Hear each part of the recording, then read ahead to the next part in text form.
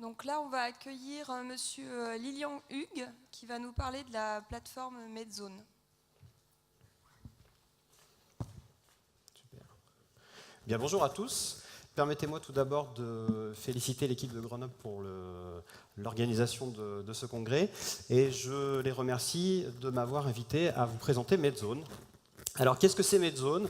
Medzone, c'est une plateforme qui est à la fois un réseau social professionnel et une plateforme de formation. Et c'est d'ailleurs sur cette plateforme de formation que vous retrouverez l'intégralité des vidéos de ces 2 jours de congrès. Vous pourrez les retrouver en ligne. Alors, je ne vais pas vous faire une démonstration à proprement parler de la plateforme. Vous avez toutes et tous eu dans votre sacoche de bienvenue un petit fascicule vous donnant vos identifiants personnels pour vous connecter à l'outil et avec un petit mode d'emploi qui vous donne les principales procédures pour aller voir justement les vidéos en ligne. Je vais... alors, petite précision, pendant que je parle du fascicule, pour celles et ceux qui, dans leurs identifiants, ont un accent, en réalité, il faudra taper la lettre sans accent. Donc voilà, c'est une petite erreur qui s'est glissée dans les documents. Il faudra y penser. Alors, je vais vous présenter plutôt la philosophie de la plateforme et pourquoi on a monté un tel outil et qu'est-ce qu'on en attendait. Alors, tout d'abord, on s'est posé la question de quels sont les usages à la fois des professionnels de santé et des institutions. Donc au niveau professionnel de santé, vous, en tant que manipulateur d'IRM, qu'est-ce que vous faites au quotidien? La grande majeure partie de votre temps, c'est de faire vos images, de faire vos actions auprès de vos patients. Et parallèlement, en plus de ça, qu'est-ce que vous faites? Vous vous formez. Donc votre présence ici en atteste, vous suivez des formations. Vous faites aussi de l'information sur votre profession, sur votre technologie, vous faites de la veille. Vous, éventuellement, participez à des réseaux de santé, vous êtes intégré dans des réseaux de santé. Et également, vous pouvez être amené à dispenser des formations en tant que formateur, à communiquer dans des congrès, donc ce que vous faites ici aussi, et pourquoi pas aussi publier dans des revues spécialisées. De tout ça, de toutes vos activités, eh bien, vous allez générer un certain nombre de documents, un certain nombre de ressources qui s'appellent des artefacts. Alors, ça n'a rien à voir avec les artefacts d'IRM, mais en tout cas, ce sont des ressources que vous avez créées, que vous avez collectées, et vous allez alimenter un coffre au trésor, votre coffre au trésor, dans lequel vous mettez tout ce qui vous concerne professionnellement. Et ces données, elles sont par défaut rangées un peu en vrac dans ce coffre au trésor, donc vous allez avoir besoin de les structurer. Donc vous allez avoir besoin de créer des articles, de créer des pages, et donc on vous propose un outil simple, il n'y a pas besoin de s'y connaître en informatique, un outil simple pour mettre en page les différentes ressources que vous avez collectées dans votre coffre au trésor. Vous allez pouvoir faire ça pour 2 raisons. La première, c'est de faire un travail réflexif. La philosophie du DPC, c'est aussi d'avoir une analyse de vos pratiques professionnelles et donc de pouvoir être capable de faire un travail réflexif sur sa propre activité. Mais vous pouvez aussi décider de créer ces pages pour le partager à la communauté de professionnels de santé pour communiquer sur vos expertises, vos compétences ou simplement vos centres d'intérêt. Alors justement, pour pouvoir les partager, eh bien, il faut donc un outil qui vous permette de diffuser cette information-là. Et donc, vous allez pouvoir le partager soit à votre réseau de collègues ou d'amis virtuels, vous allez partager à ce niveau-là, vous pouvez partager au sein de votre institution, au sein de votre établissement de santé, vous pouvez partager avec les personnes qui sont dans les mêmes groupes de discussion que vous pouvez partager à l'ensemble de la communauté. Le point important, c'est que vous avez la main, vous maîtrisez votre identité numérique. Ça veut dire quoi? Ça veut dire que c'est vous qui décidez quelles sont les ressources que vous allez partager, quand est-ce que vous allez les partager, à qui vous les partagez et comment vous les partagez. C'est-à-dire, à la différence d'un réseau social type LinkedIn ou Viadeo, où tout ce que vous mettez dans votre profil va être partagé, et là, c'est vous qui décidez qu'est-ce qui va être partagé. Donc, ces 3 niveaux qui sont le coffre au trésor, l'outil de mise en page et le niveau de partage, sont ce qu'on appelle un portfolio électronique. Donc, Medzone, c'est quoi? C'est une plateforme de e-portfolio. Alors, au niveau institutionnel, on va retrouver aussi ces différents niveaux-là. Pour nous, institution, c'est tout ce qui est, on va dire, personne morale. Ça peut être un établissement de santé, une clinique, un hôpital. Ça peut être une association type la FPPE. Ça peut être un club utilisateur d'un constructeur ou d'un laboratoire. Ça peut être voilà, tout un tas de choses.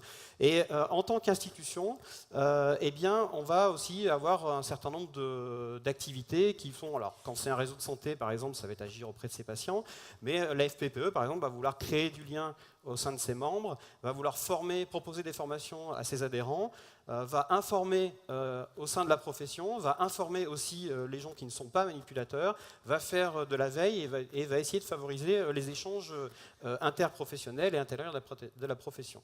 De ça, il va être généré un certain nombre d'outils qui vont alimenter le coffre au trésor. Des outils de mise en page, je passe vite dessus, et aussi un niveau de partage. Deux niveaux de partage au niveau institutionnel, un niveau de partage informel pour diffuser de l'information, et où là, en fait, c'est assez libre, et un espace de partage formel pour vraiment diffuser cette fois-ci de la formation de façon assez encadrée. Si on regarde les différents environnements d'apprentissage, l'environnement formel, c'est la partie émergée de l'iceberg, où c'est le LMS de la plateforme de formation de l'institution, c'est l'institution qui a la main dessus.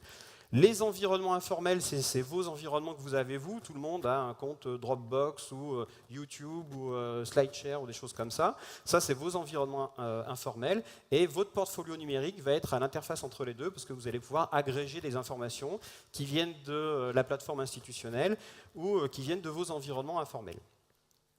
Et en fait, tout ça crée le cercle vertueux dans le sens où vous avez vos ressources que vous avez collectées, générées, vous allez les mettre en page, ces pages que vous avez créées deviennent elles-mêmes des nouvelles ressources, évidemment, vous allez les partager, vos partages peuvent alimenter ces pages, parce que ça peut être interactif, collaboratif, et de vos discussions, de vos échanges de partage, vous pouvez aussi collecter des nouvelles données qui alimentent votre coffre, c'est le fameux cercle vertueux.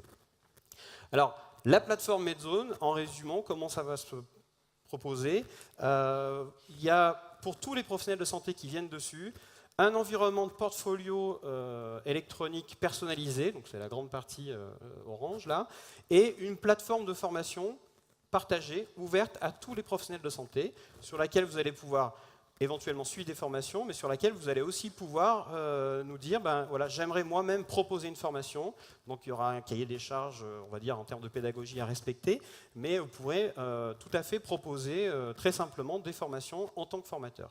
On peut aller chercher dans le portfolio des choses qui vont alimenter une formation pour venir chercher des preuves de compétences ou des choses comme ça.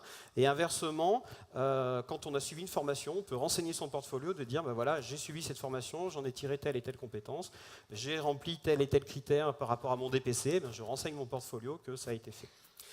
Ce qu'on rajoute ici, c'est une brique privative de l'institution. Donc, quand vous allez vous connecter avec les identifiants que la plateforme vous a donnés, que vous avez eu dans votre sacoche, pardon, vous allez rentrer dans l'institution privative de la FPPE. C'est-à-dire que vous allez arriver sur Medzone, mais une fois que vous serez identifié, ça sera aux couleurs de la FPPE, il y aura le logo de la FPPE. Vous êtes dans un environnement un peu privé dans lequel la FPPE pourra éventuellement communiquer avec vous directement des documents ou des informations. Et en plus de ça, vous allez pouvoir, grâce à ça, accéder à la plateforme e-learning de la FPPE. Alors c'est une plateforme qui est toute récente. Aujourd'hui, vous allez principalement trouver deux choses. Une formation radioprotection des patients qui sera ouverte au moment des JFR. Alors, je pense que Joël a déjà dû vous en parler hier, ou va vous en parler ce matin. Et on va retrouver un cours qui s'appelle JF-IRM 2015, dans lequel vous allez retrouver l'ensemble des présentations que vous avez vues aujourd'hui et hier. Voilà, donc voilà comment on propose l'outil. Donc, quand vous venez, vous êtes dans l'institution FPPE, donc vous avez accès au LMS privé. Le LMS, c'est la plateforme de formation. La plateforme de formation privée de la FPPE et la plateforme de formation accessible à tous les professionnels de santé qui sont sur la plateforme. Il n'y a pas que des professionnels de l'imagerie médicale. Alors, on a appelé ça plateforme communautaire par des professionnels de santé pour des professionnels de santé. Car cette plateforme en sera ce que vous en ferez. C'est le principe d'un réseau social professionnel. Ça marche quand il y a du monde qui communique, qui partage. Pour nous, la richesse, ce n'est pas tellement ce que l'on sait, ce que l'on a, mais c'est plutôt qu'est-ce qu'on partage et comment on le partage. Donc voilà comment on a imaginé l'outil. Donc je vous invite à venir vous connecter dès que le congrès sera terminé. Si vous avez des soucis et vous avez mes coordonnées, eh bien, n'hésitez pas à m'appeler. Et puis, venez nous rencontrer sur le stand des TICO. On se fera un plaisir de discuter de ça avec vous. Je vous remercie et j'ai fini 17 secondes en avance. Je suis content.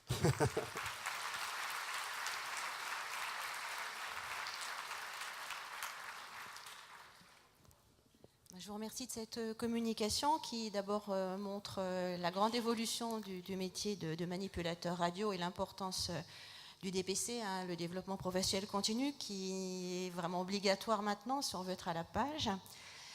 Dans ce que vous avez montré, ce qui m'a intéressé d'abord, c'est le fait que ce soit un groupe de travail indépendant des constructeurs, parce que au niveau médical, on a ce genre de groupe, mais souvent sponsorisé ou encadré.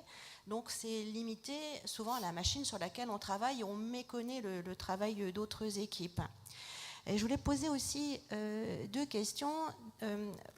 C'est à partir du site AFPPE, donc en quelque sorte une sorte de labellisation, une garantie de sérieux. On ne pourra pas mettre des données un peu fantaisistes. Est-ce que le manipulateur qui utilise ça a une sorte de garantie que c'est vraiment professionnel? Est-ce que l'association là-dessus filtre un petit peu ou pas du tout? Alors, il y a les 2 environnements. Hein. Alors, je vais revenir sur la page précédente. Au niveau du portfolio, le portfolio, c'est un environnement qui est assez personnel, où chacun va avoir son compte et partage ce qu'il a envie en tant que professionnel de santé. Dans l'espace formel, là, pour le coup, c'est quelque chose qui est très encadré par la FPPE. C'est la FPPE qui décide qu'est-ce qui est dit, qu'est-ce qui est montré et comment c'est encadré, sur quelle timeline, etc. On est vraiment dans... C'est pour ça qu'on a 2 environnements, un informel, un formel. Donc ça, c'est intéressant. Et puis aussi au niveau tout simplement du coût, il faut être membre de la FPPE et tous les membres peuvent avoir accès. Alors, l'institution sur Medzone de la FPPE est ouverte à tout le monde. C'est-à-dire que c'est un groupe qui est sur demande. C'est-à-dire qu'on vient, on s'identifie, on fait une demande et les modérateurs du groupe... Alors aujourd'hui, il y a 2 modérateurs sur l'institution FPPE. Il y a moi-même et il y a Joël. Il ne le sait peut-être pas encore. Mais en tout cas, c'est quelque chose qui est en train de se mettre en place. Et ça, c'est des choses qui vont se mettre en place, avec lesquelles on va discuter.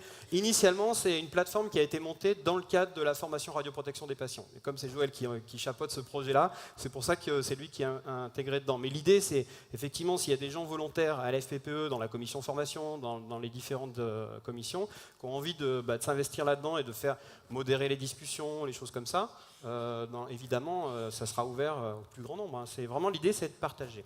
Et ce qu'on voulait, c'est pour ça qu'il y a une partie partage en dehors de la FPPE, c'est de décloisonner toutes les professions médicales qui fonctionnent assez par silo. Hein. Chaque spécialité ne discute pas trop avec les autres. Et là, on veut vraiment décloisonner ça et aller sur ce en physique, on a les RCP. Là, on voudrait faire, pourquoi pas, des IRCP.